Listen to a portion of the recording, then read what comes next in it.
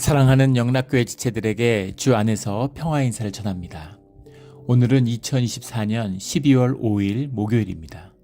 오늘의 묵상 본문은 이사야 60장 1절로 9절까지의 말씀입니다.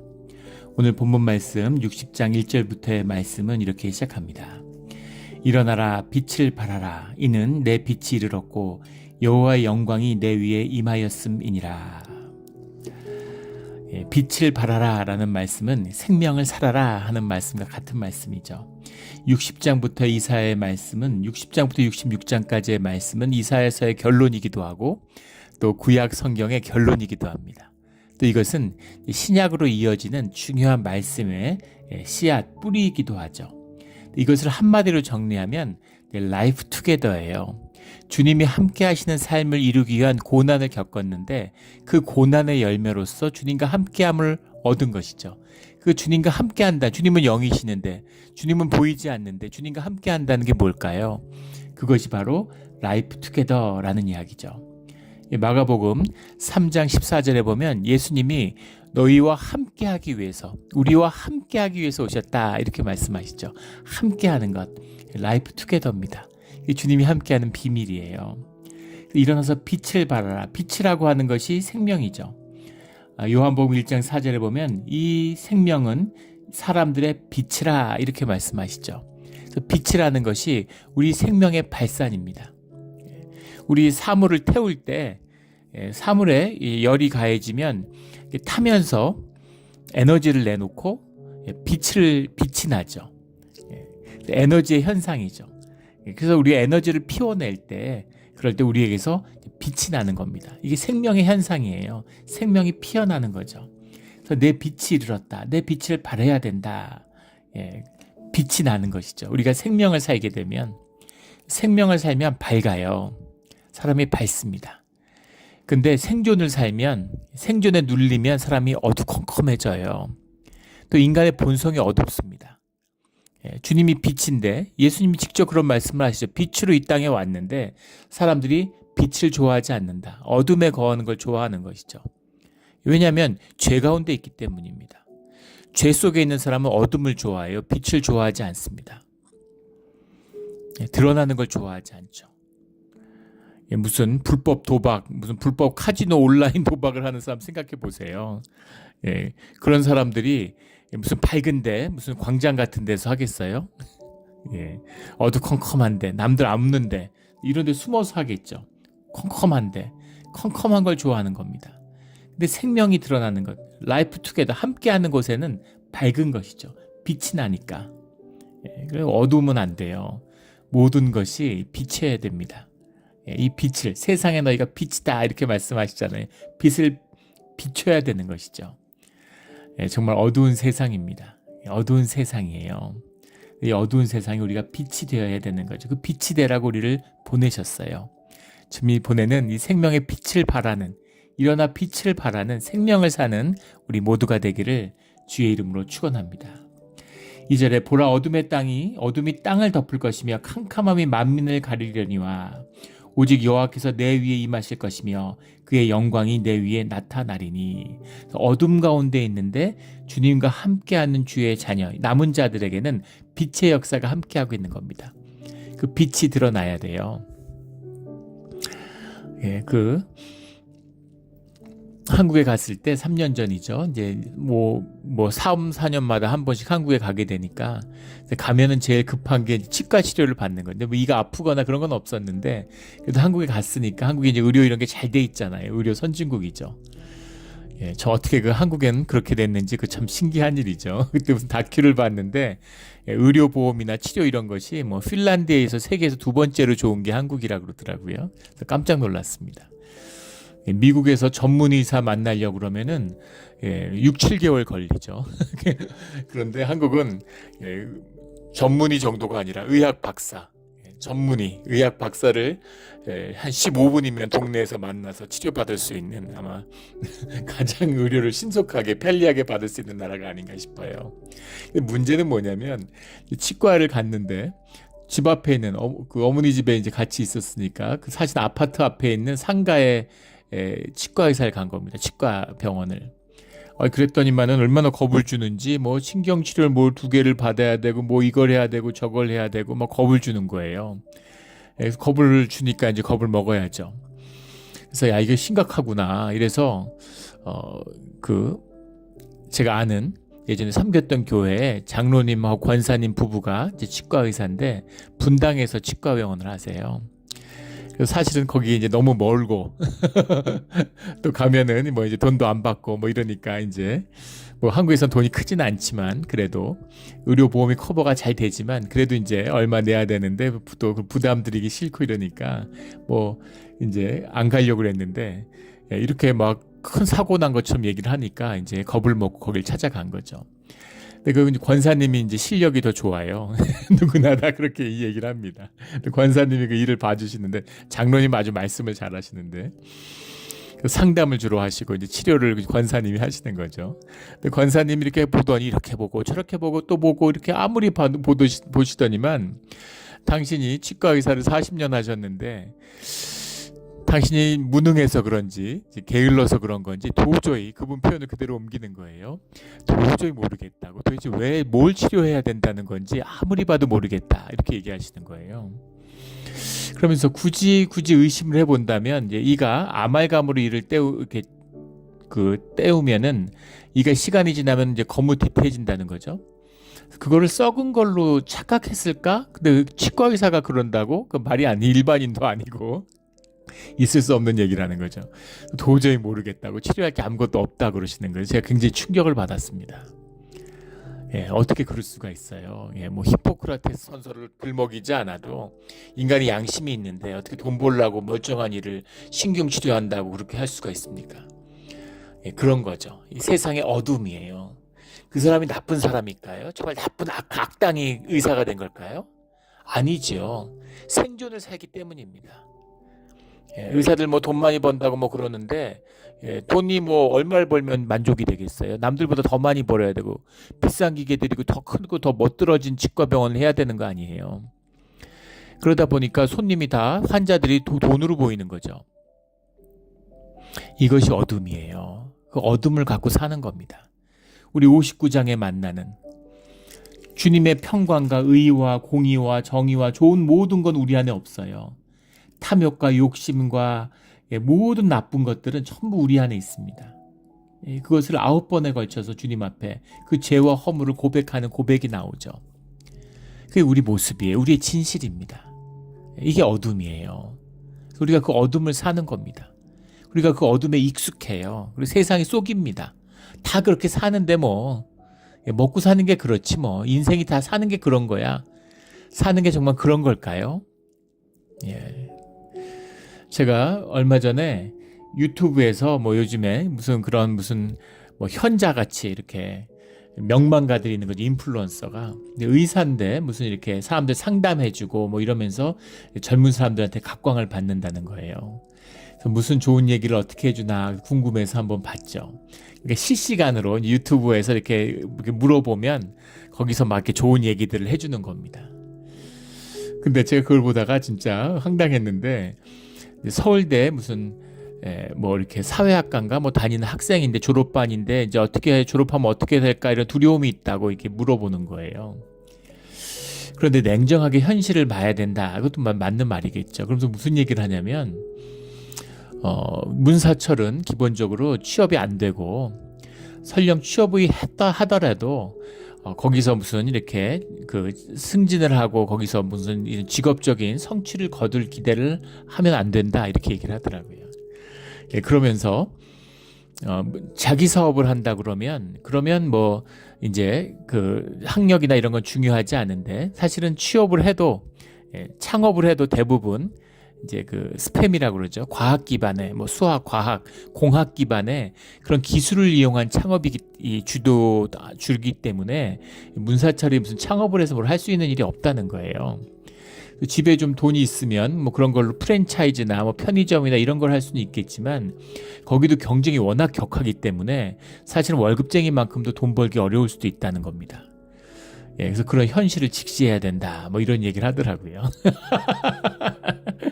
그러면서 문사철이면 결국은 뭐 공부에 진짜 자신이 있으면 로스쿨을 가야 하는 건데, 그렇게 해서 변호사 돼봐야 사실은 그 수입이 이제 얼마 안 된다는 거. 요즘에는 변호사들이 별 볼 일 없다는 거죠.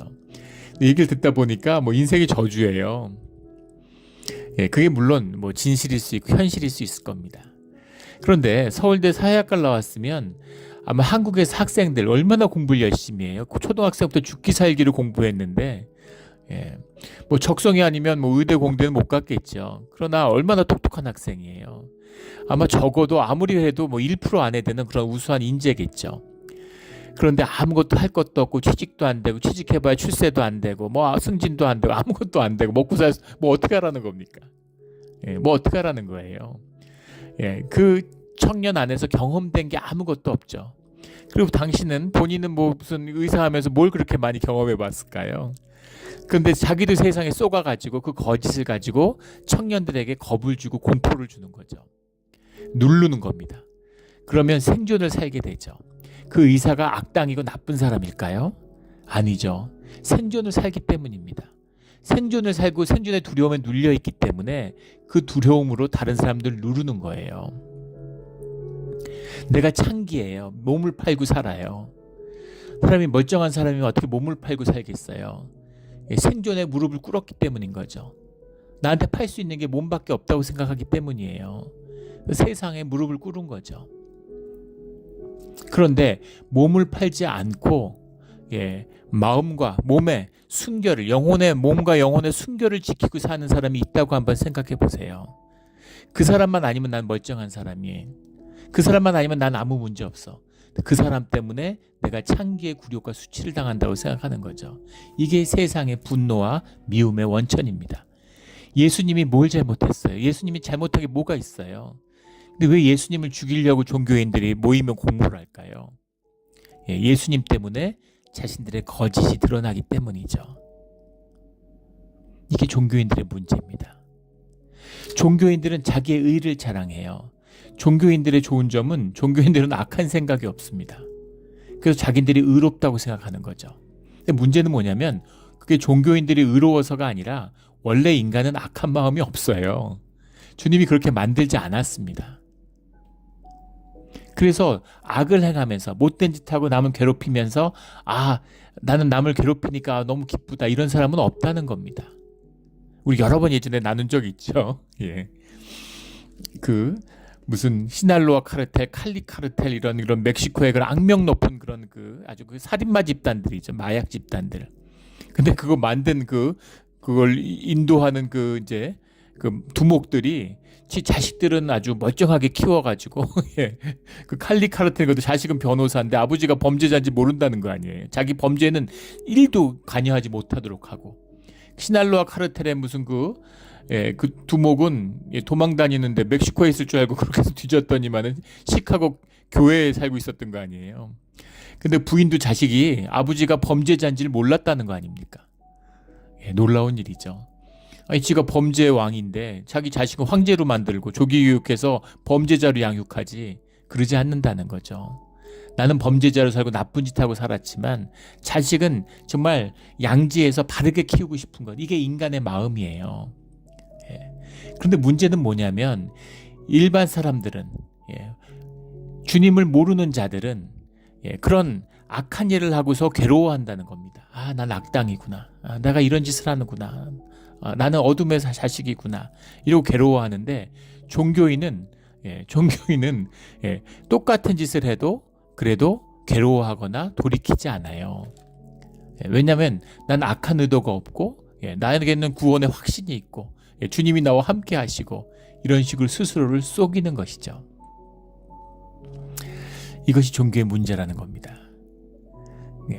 주님이 우리를 부르신다고 하는 것, 주님이 우리와 함께 하실 때 우리의 삶을 아름답고 깨끗하게 만들어 주시기를 원하는 거죠. 자식이 더럽게 살기를 원하는 부모가 어디 있겠어요. 그런데 그 자식을 깨끗하게 살기를 원하는 부모가 자식을 깨끗하게 하는 방법, 이것이 주님과 함께하는 예배의 비밀입니다. 예배자들은 아름다워져요. 예배자들은 삶이 깨끗해집니다. 이 예배의 비밀이에요. 근데 왜 깨끗해지지 않고 왜 아름다워지지 않을까? 예배가 가짜기 때문인 거죠. 이게 종교의 가장 큰 악입니다. 자기도 깨끗해지지 않으면서 남도 못 깨끗하게 하는 거예요.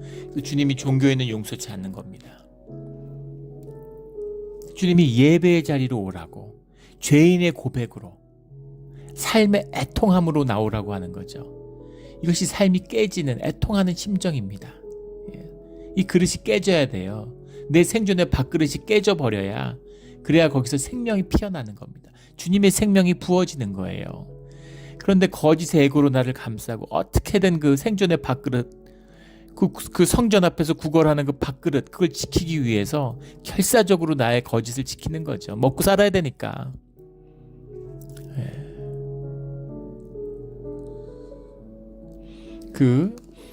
예전에도 나눈 적이 있죠. 물이 빠지면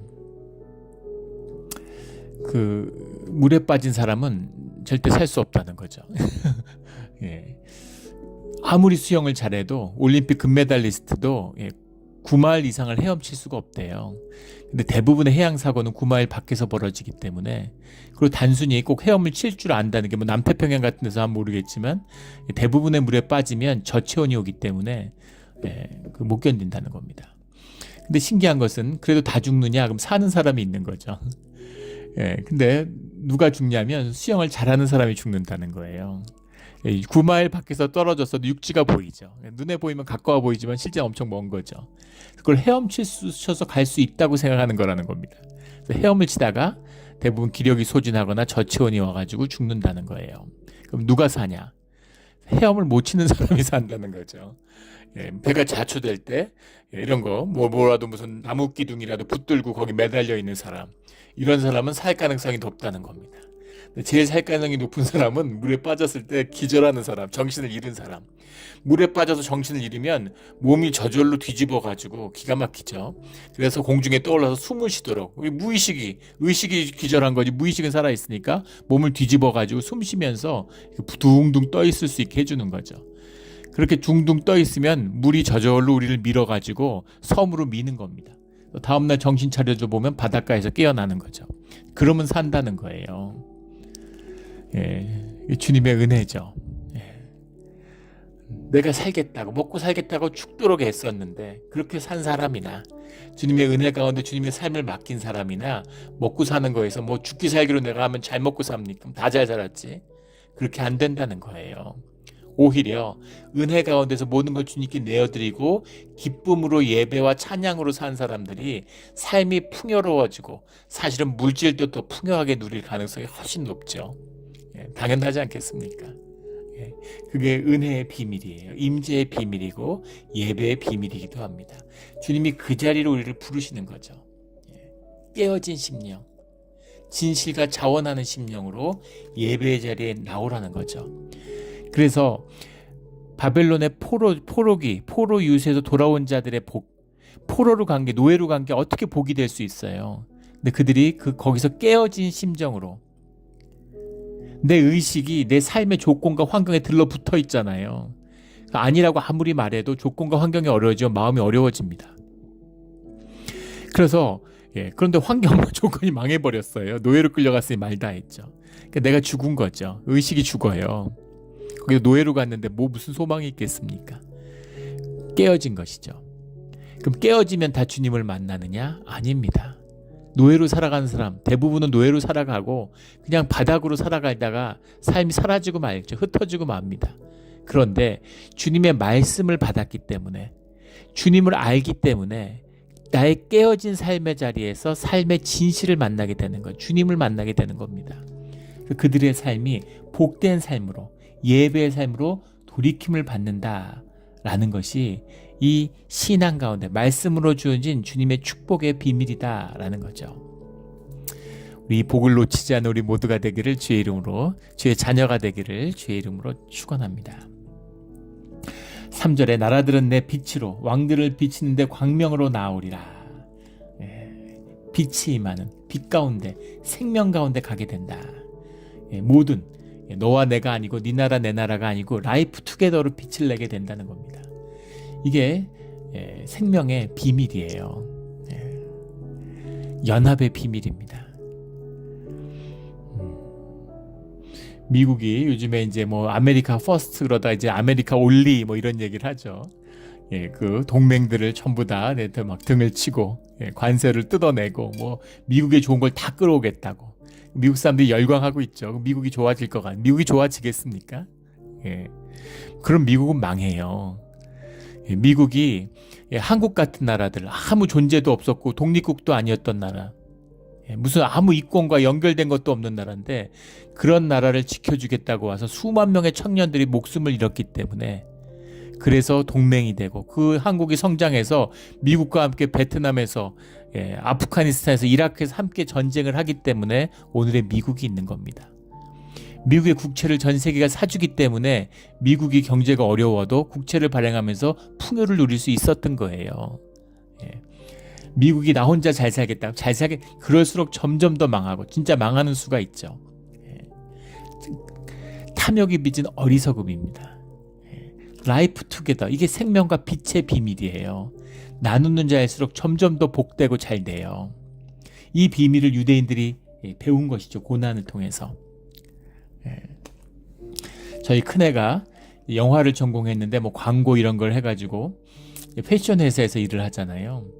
근데 그 애가 그런 얘기를 하는 거예요. 패션 업계도 무슨 뭐 래퍼들 뭐 연예인들 이런 사람들 앞세워가지고 뭐 이런저런 걸 론칭을 하고 뭐 패션 이런 걸 브랜드를 하지만 그걸 완전히 유대인들이 장악하고 있다는 겁니다. 그래서 뭐 금융, 미디어부터 시작해서 뭐 영화도 그렇고 유대인들은 진짜 대단하다고 얘가 유대인에 굉장히 감명을 받았어요. 자기가 근무하는 패션 회사도 사장님이 이제 유대인인데 유대인 가정들, 유대인들에 대해서 굉장히 얘가 탐복하는 겁니다. 그런데 어떻게 그렇게 성공할 수 있냐? 자기가 창업해가지고 지금 뭐 구글도 페이스북도 마찬가지죠. 인텔도 마찬가지고. 그럼 어떻게 그렇게 성공을 거뒀느냐? 그게 궁금한 거죠. 자기도 성공하고 싶으니까. 근데 그 사장님이 그 얘기를 해준다는 거예요. 자기가 아버지한테 배웠고 할머니한테 배웠고 어머니 할머니한테 배웠던 그 지혜를 준 거죠. 유대인의 지혜인 거죠. 그러면서 너가 벌어들인 것의 절반을 너 주변에 있는 사람들하고 나누라고. 너희 주변에 있는 사람들이 내가 잘 되기를 다 원하면 너는 저절로 잘 된다. 그게 성공의 비밀이다. 이렇게 얘기해 주더래요. 누구나 아는 얘기죠. 그러나 아무도 못하는 겁니다. 이걸 할 수 있으면 세상의 복을 누리는 거예요. 라이프 투게더가 주님의 섭리이기 때문입니다. 교회에서도 그걸 못해요. 심지어 교회를 평생 다녔는데 인색하고 나누질 못해요. 두려움에 떨고 맨날 돈 있다고 자랑하는데 뭐 하나 작은 걸 못 나누는 겁니다. 11조 이런 건 얘기할 것도 없고. 우리 지난주에 우리 영원이가 우리 고등학생 영원이가 자기가 아르바이트 한 돈으로 커피 같은 걸 사가지고 교인들 섬긴다고 대접했잖아요. 난 처음에는 뭐 영원이가 한지도 몰랐습니다. 나중에 알았어요. 뭘 받기 때문에 그런 봉사를 할 수 있을까요? 교인들이 보여서 영원이를 보면 가슴이 아프죠. 그러니까 태어나서 자라서 중고등학교 될 때까지 교회가 늘 싸웠죠. 교인들 모이면 남의 험담만 하고. 제가 처음 교회 왔는데 잊을 수가 없어요. 그 유스의 하나가 계단에 앉아 있는데 날 보더니만 새로 오셨어요? 목사님이세요? 이렇게 물어보더라고요. 그 어눌한 한국말로. 그렇다 그러니까 얼마나 있을 거예요? 사람들 싸우지 좀 말라고 하세요. 이렇게 얘기하더라고요. 그게 우리 교회였습니다. 근데 그런 아픔 속에서 자랐는데 교회를 사랑하는 마음이 있는 것이죠. 교인들이 심어줬을까요? 주님이 주시는 마음이죠. 주님의 마음을 품은 자들, 그런 자들은 예배 자리에 나오고 코이노니아를 이루게 되어 있습니다. 어른들은 우리 같이 웃고 박수치고 좋아했지만은 사실은 울고 통곡을 하고 옷을 찢어야 되는 일입니다. 그게 우리 교회의 진실이에요. 생명이 나오면 생명을 서로 끌어당기고 생명이 하나인 걸 보게 되는 것이죠. 사람이 이기적이면 자기 와이프도 자식도 안 보이잖아요. 생명이 열리면 나무가 보이고 자연이 보이는 겁니다. 나무가 죽으면 사람도 죽어요.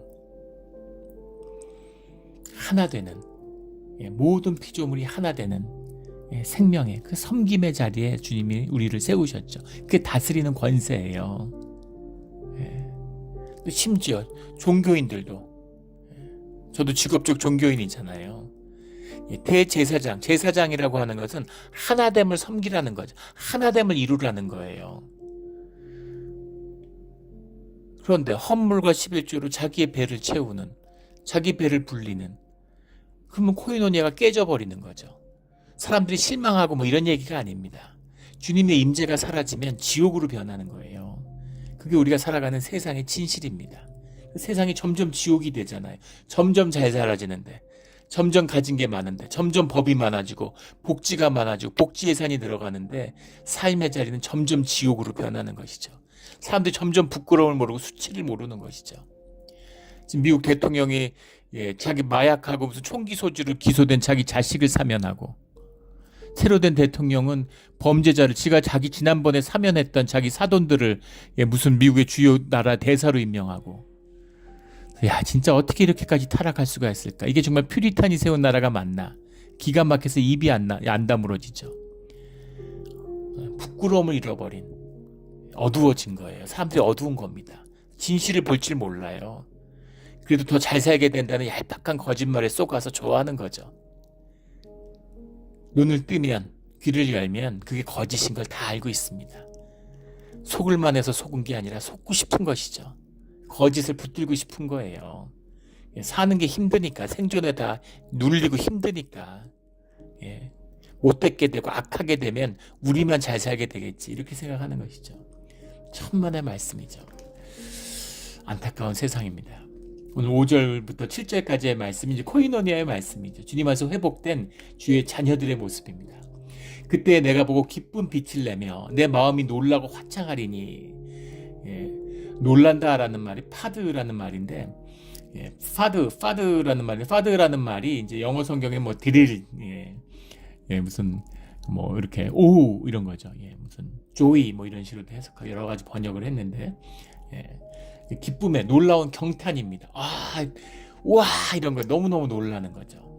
또 화창하리니, 화창하다는 말이 이제 라하브라는 말인데 오픈, 열린다라는 말이에요.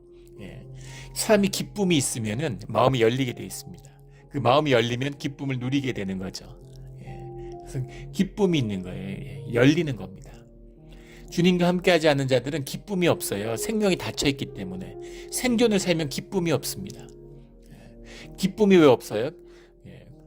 내가 돈 벌고 출세하고 성공하고 떵떵거리는 게 기쁨인데, 그런데 그 기쁨을 내 것으로 누릴 수가 없어요. 마음이 열리지 않기 때문입니다. 마음이 어떻게 되냐면 나보다 더 성공하고 더 돈 벌고 더 떵떵거리는 사람이 보이는 거죠. 그래서 마음이 힘들어요. 마음이 어렵다는 겁니다. 누리질 못해요. 화창하지가 않은 거고, 화창하다고 했는데 기쁨이 있고 내 마음이 경탄스럽고 내 마음이 활짝 열렸다는 거죠. 이것이 기쁨을 누리는 비밀입니다. 이 축복을 누리는 우리 모두가 되기를 주의 이름으로 축원합니다. 이는 바다의 부가 내게로 돌아오며 이방 나라들의 재물이 내게로 옴이라. 이 말을 내가 예수 잘 믿으니까 내가 돈도 물질의 축복을 받았네, 그렇게 받아들이는 것이 거짓 애고고 종교의 모습인 거죠. 그런 얘기가 아니죠. 그 풍요함을, 그 부요함을 누리게 된다는 얘기입니다. 코이노니아의 얘기를 하고 있는 거죠. 어제 말씀에서도 나눴지만 세상에 식량이 남아돈다는 거 아닙니까? 식량들을 막 갖다가 바다에 버려요. 미국에서 농사 짓지 말라고 보조금을 주는 게 뭐 3천억 달러가 된다는 거 아니에요. 어마어마한 농업 보조금을 줍니다. 농사를 짓지 말라고. 이 식량값이나 뭐 과일값 떨어지니까. 그래서 그 보조금 받아서 자꾸 땅을 사니까 보조금 더 많이 받으려고 점점 더 악화된다는 거 아니에요. 그래서 미국만 농사 져도 전 세계가 다 나누어 먹을 수 있고, 캘리포니아 농사 지면 미국 농사 안 져도 되고, 몬트레이 농사로 사실은 캘리포니아가 다 먹을 수 있다는 거죠. 그런데 세계가 다 이렇게 열심히 농사를 짓고 뭘 만들어내는데 굶주리는 5명 중에 1명은 굶주리고 있는 것 아닙니까? 매 초마다 굶어 죽는 사람이 나오고 있고 집단 아사가 일어나는 나라가 20개국이 넘는다는 거 아닙니까? 근데도 더 못 가져서 더 못 먹어서 난린 거죠.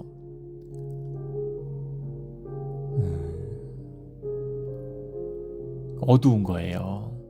뭐 먹방하고 뭐 호텔 뷔페가 뭐 몇백 불씩 한다고 뭐 몇십만 원 한다고 막 이런 거 나오는데 뭐 그런 거 갔다 온 거 자꾸 자랑하려고 올리고 이러는 거죠. 근데 그게 좋아 보이는 게 아니라 추해 보이는 거예요. 사람이 짐승같이 보이잖아요. 뭐 한다고 가서 그렇게 막 먹어대요. 저도 먹는 거 좋아하죠. 근데 그 중에 한두 가지, 두세 가지 먹어야 좋은 거지. 왜 잔뜩 쌓아놓고 그거를 다 갖다 버리고 뭐 하는 짓입니까? 어두워서 그런 거죠. 빛이 되라고. 밝은 빛이 임하면 화창해지면 기쁜 빛을 내면 그러면 그 풍요를 누리게 되는 거예요. 이 비밀입니다. 이 풍요로운 삶, 누리는 삶이 되기를 주의 이름으로 축원합니다. 이런 부요함이 임한다는 거죠. 허다한 낙타, 미디안과 에바의 어린 낙타가 내 가운데 가득할 것이며 스바 사람들은 다 금과 유황을 가지고 와서 여호와의 찬송을 전파할 것이며 7절에 게달의 양무리는 다 내게로 모일 것이요 느바요스의 수장은 다 내게 공급되고 내 제단에 올라 기꺼이 받음이 되리니 내가 내 영광의 집을 영화롭게 하리라. 내 영광의 집을 영화롭게 하리라. 오늘 9절에도 영화롭게 하였습니다. 이런 말이 나옵니다. 게달로 느바요도 다 이스마엘의 자손들이잖아요. 아라비아 북부 사막, 페트라 지역 이런 데서 목축업을 하는데 목축업으로 살 수 없으니까 되게 기마 민족들이 그렇듯이 약탈을 하고 강도짓을 하는 거죠. 대상들을 털면서 그걸로 살아가는 자들입니다. 근데 그런 자들이 이스마엘의 후손, 지금도 그렇죠. 이스라엘의 자손과 이스마엘의 자손이 지금 자꾸 싸우는 거 아니에요. 서로 원수져가지고. 그런데 게달과 느바요시 뭐가 아쉬워가지고 양떼를 이끌고 순양을 이끌고 시온의 집으로 오겠어요. 힘이 세서 이걸 유대인들은 자기들이 제국이 되고 힘이 되면은 그러면은 그 사람들이 와서 무릎 꿇고 가서 양을 바치고 이렇게 생각하는 거죠. 그게 됩니까? 정말 먹고 살기가 없고 가난하고 막 그랬는데도 와서 테러하잖아요. 양을 끌고 오는 게 아니라 폭탄을 들고 오는 거죠. 자살 테러하고. 증오와 미움과 어둠의 세상입니다. 주님 안에서 화평이 코이노니아가 임하면 이 부요함과 풍요함을 누리게 된다는 거죠. 우리 추수감사절날 우리 제단 앞에 해를 거듭할수록 점점 부요함과 풍요함이 넘쳐서 경탄을 하게 되죠. 너 어떻게 이렇게 풍족할 수가 있을까? 다 자원하는 심령으로 가져다 쌓은 거잖아요. 또 같이 나누는 거, 필요에 따라 나누는 거 아닙니까? 부요함이 있는 겁니다. 삶의 모든 것에 그런 풍족함과 부요함이 넘치게 된다는 거죠. 영광의 집을 영화롭게 하리라. 오늘 영화롭게 하였습니다 라는 말씀이 많이 나오는데 영화롭게 한다라는 말이 페라흐라는 말입니다. 페라흐라는 말이 글로리파이 영어에 보면 또 아도론 이렇게 하는데 그런 경탄함, 그런 기쁨의 회복을 의미하는 거예요. 우리가 뭘 어떻게 영화로워지겠어요? 무슨 많이 가지고 세상의 금과 유황과 그런 것들을 다 끌어모으니까 영광스러워졌나요? 아니죠. 그런 거 있을 때도 영화롭지 않았어요. 주님이 영화롭다는 말이 뭡니까? 이 영화롭다는 말이 성경 전체에 14번 나온다고 그러더라고요. 그런데 이것이 이사야서에 9번 나옵니다. 그런데 이 60장에 4번 나와요. 그래서 이 코이노니아가 주님의 영광이 나타나는 코이노니아가 임할 때 우리가 예배를 드리고 우리가 깨진 심령으로 진실로 주님 앞에 나와서 예배를 드리고 주님과 함께 할 때 우리 가운데 라이프 투게더 코이노니아가 피어나는 겁니다.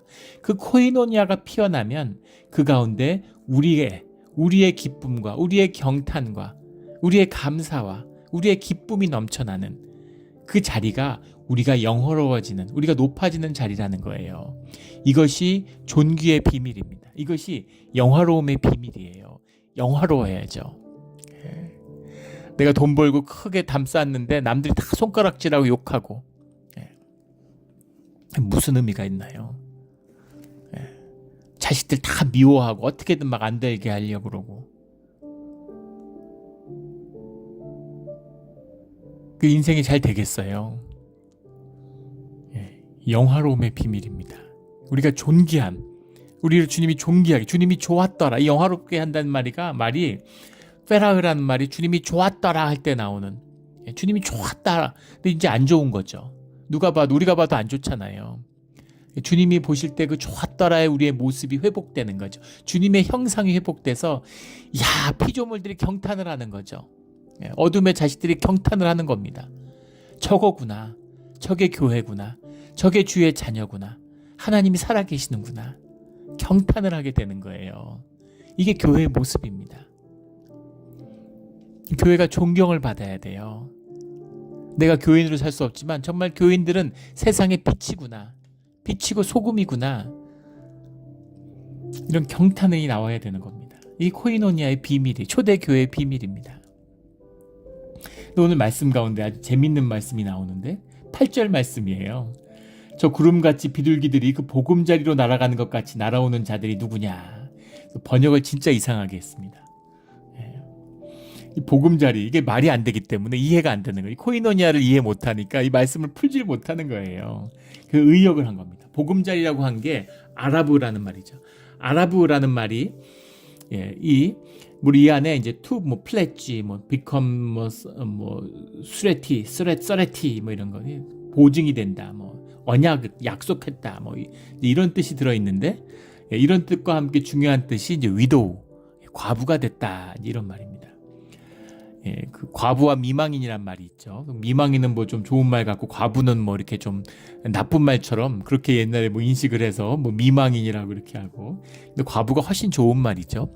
과부는 이제 적을 과자인데 남을 과자기도 합니다. 그래서 죽지 않고 남아있는, 그러니까 살아있는 남편을 보낸 사람이다, 이런 의미가 들어있는 거죠. 부인이다.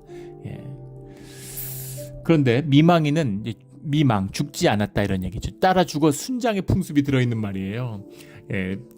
예전에는 이제 중국 고대 같은데 남편이 죽은 부인도 같이 묻었죠.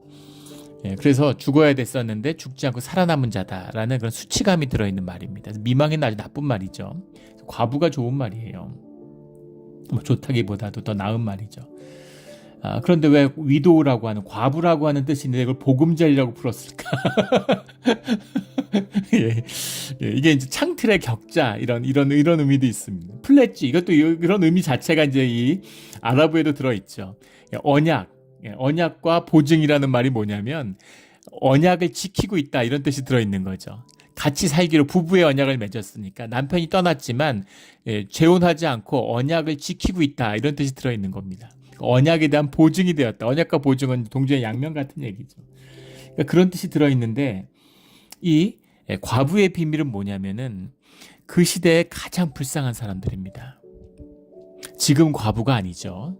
지금 풍요의 시대이기 때문에 중년에 남편 앞세우면 그 육복이라고 그러고, 요즘에 농담처럼 그런 얘기 하잖아요. 장수하는 할머니들은 다 할아버지 앞세운 사람들이다, 먼저 일찍. 그래서 그러면 여가 시간도 갖고 운동하고 여행도 하고 친구들끼리 모여가지고 재미나고 이런 게 아닌 거잖아요. 물질의 여유가 없던 시대입니다. 우리 무슨 보릿고개 이런 것처럼 한 해 농사지어서 먹고 나면 봄에는 먹을 게 없는 시절이에요. 근데 문제는 뭐냐면 여성이 할 수 있는 직업이 없다는 겁니다. 가내업밖에. 아무 직업이 없어요. 여성이 할 수 있는 게 아무것도 없어요. 근데 남편이 죽었으니 어떻게 살아가야 됩니까? 아이들이 있으면 그 아이를 어떻게 키워야 됩니까? 사람들은 뭐라 그러고, 먹고 살 길은 없고, 남의 집 허드렛 일이나 해주고, 그러면서 그냥 밥이나 얻어먹고 그러고 사는 거예요. 가장 신분이 낮은, 가장 비참한, 가장 배고픈 자리, 이것이 과부입니다. 과부와 고아를 돌보는 것, 그들을 긍휼히 여기는 것이 주님의 마음이다 라고 말씀하시는 거죠. 그들을 돌보지 않으면서 종교의 의의를 들먹이는 너희들, 그런 것이죠. 독사의 자식들, 이런 거죠. 그런데 이 본문은 뭐냐면 저 구름같이, 저 비둘기같이 그렇게 오는 자들, 그렇게 모여오는 자들, 그 과부들이, 그 오는 자리 과부들이 아니냐, 이게 정확한 해석이에요. 구름같이 오는 자들, 비둘기같이 오고 있는 자들이 과부가 아닌데 과부들이 아니냐, 이 말씀이에요. 이게 코이노니아의 모습입니다. 전 세상의 과부들이 다 시온으로 오는 거예요. 왜 올까요? 거기 가면 살 수 있기 때문이죠. 거기 가면 무시당하지 않기 때문이죠. 거기 가면 같이 기쁨을 누릴 수 있기 때문인 겁니다. 가장 비참하고 가장 가난한 자들, 그런 자들이 살 수 있는 나라가 돼야 되는 거죠. 지금 세상을 보십시오. 세상이 선진국이라 그러고 잘 산다 그러면서 이민자를 안 받아요. 난민을 안 받으려고 그래요. 난민, 나라 인구가 몇 천만인데 인민 몇백 명 받는다고 뭐 어떻게 되겠습니까? 그런데 그 난민들 받으면 큰일 나는 것처럼 한국도 보십시오. 제주도에 난민 들어왔다고, 시리아 난민 왔다고, 그걸 못 견뎌가지고 그런 마음으로 뭐가 되겠어요? 어둠의 자식들인 거죠. 그 인색함, 그 찌들은 인색함, 그게 저주예요. 점점 그 찌들은 인색함으로 살면 삶이 점점 궁핍해집니다. 아무리 돈 벌고 집 사도 궁핍함을 면하지 못해요. 그 사회가 그 어렵고 가난한 자를 품어줄 때, 지금 최근에 충격적인 걸 봤는데 영국의 아이들이 지난 10년간 평균 키가 계속 작아지고 있대요. 20년 통계를 봐도. 근데 굶는 애들이 많기 때문이라는 거예요. 인구의 20%가 절대 빈곤층에 있답니다. 밥을 제대로 못 먹는. 영국이 그래도 내노라 하는 선진국인데 세계에서 5번, 6번째로 잘 사는 나라라고 그러는데 대한민국은 어떻습니까? 저도 깜짝 놀랐는데 5천만 이상 중에 세계에 200개 나라가 있는데 5천만 이상 중에 3만 불 국민소득이 넘는 나라가 7개밖에 없다는 겁니다. 그 중에 하나가 한국이에요. 근데 막 먹고 사는 것 때문에 뭐 살기 힘들다고 막 아우성이 하늘을 찌르잖아요. 막 헬조선이라 그러고. 뭐 하는 겁니까 도대체? 먹을 게 없어서 못 살아서 그런 걸까요? 코이노니아가 없기 때문이에요. 세상에 어둠이 가득하기 때문입니다. 빛이 없고 생존으로 살아가고 있기 때문이에요. 그것을 깨고 영화롭게 되는, 세상에 가난하고 힘든 자들이, 그래도 한국에 좋은 건 외국인 차별 안 하고 똑같이 임금을 주는 선진국 OECD의 유일한 나라라는 거죠. 그래서 동남아도 그렇고 뭐 세계에서 전부 다 한국에 와서 일하려고 그러고, 한국에 가면은 차별 안 받고 돈 많이 버니까. 그래서 몽골, 뭐 네팔부터 시작해서 무슨 뭐 베트남이나 한국어 배우는 게 지금 최대 그거라는 거 아니에요. 뭐 고시를 방불케 한다고. 한국어 고시죠. 한국에 가서 돈 벌려고. 그래서 한국이 여전히 주님 가운데 은혜가 있고, 온갖 이상한 짓을 하고 온갖 정말 한심한 일이 있어도 그래도 번영하고 발전하고 있는 거예요. 이것이 코이노니라고 주님의 생명의 섭리입니다. 이 깊은 비밀을 수박의 껍데기만 핥아도 누리는 복이 커요. 그걸 깨서 먹을 때는 어떻게 되겠습니까? 이것이 바벨론에서 포로에서 돌아온 신앙의 자유를 찾아서 퓨리탄들의 대서양을 건넌 자들의 예배 가운데 찾은 영화로움의 비밀입니다. 이 비밀이 오늘 우리의 예배 가운데 풀리기를 예수 그리스도 이름으로 축원합니다. 아멘. 기도드리겠습니다. 하나님 아버지 감사합니다. 이 가슴이 뛰는 감격의 말씀을 주시니 감사합니다. 이 말씀을 입에 붙이고 마음에 새겨서 삶으로 사는 우리가 되게 하여 주시옵소서. 감사하며 예수 그리스도 이름으로 기도드렸습니다. 아멘.